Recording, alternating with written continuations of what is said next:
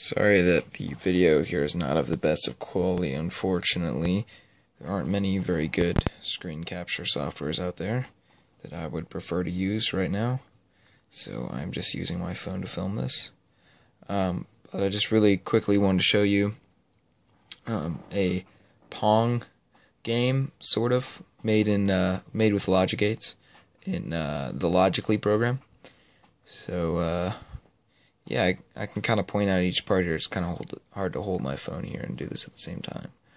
But I'll point out each part. I guess I'll start with, first of all, the start button right here. This sets everything up. I've already set everything up here, but it really just resets all the circuits and such. It's not really anything too complex.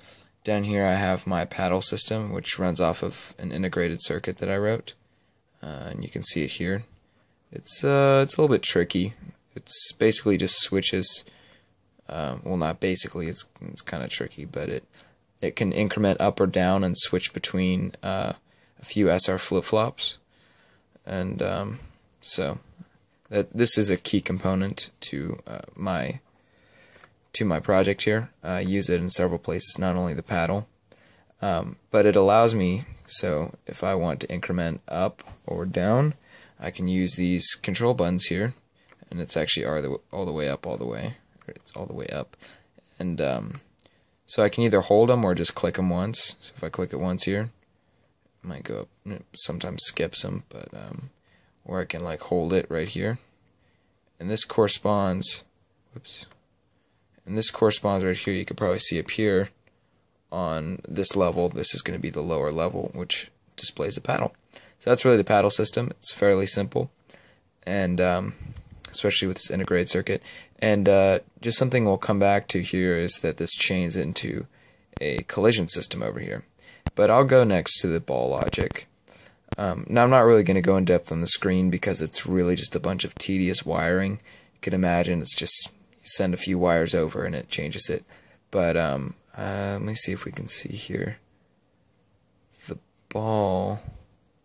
I don't know where the ball is right now. This might be time to reset the game, actually. Just hold the start button.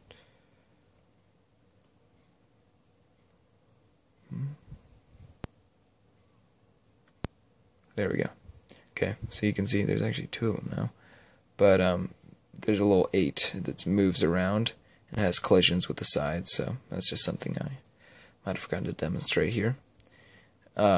And I'll actually just kind of getting off topic here, but I can play the game for a little bit, just to come and demonstrate how it works. It's fairly difficult to see, but the ball will stay on the ground until it hits a paddle, then it'll hit the top. There's really no way to lose. It's not really a full game, a full Pong game that most people are used to, but it's an attempt. I'm still very new to this kind of stuff. So let me go ahead and go on to this next section here. Let me zoom out a bit as well. So I used 2 of my 6-piece switchers right here, and this is an XY coordinate system that I kind of made with a bunch of AND gates, and that leads over here to this ball system, so it's kind of just mapping it. And this isn't all random here. This is actually controlled by a direction and collision system, which is down here. And the stuff, it's left, I labeled it here left, right, down, and up. And those things are controlled by collisions here.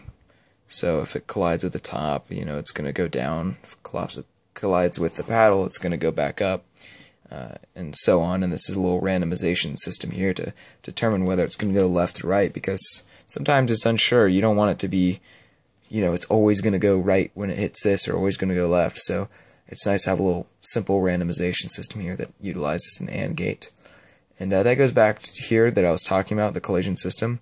And that's just taking directly what I did up here with these AND gates, pulling them down here, so it's nice that you can kind of visualize this is the logic behind the display over here. And that's really pretty much it. It's not a very complex game, but it's a lot of circuitry for a little bit of work, but it really makes you appreciate how computers work.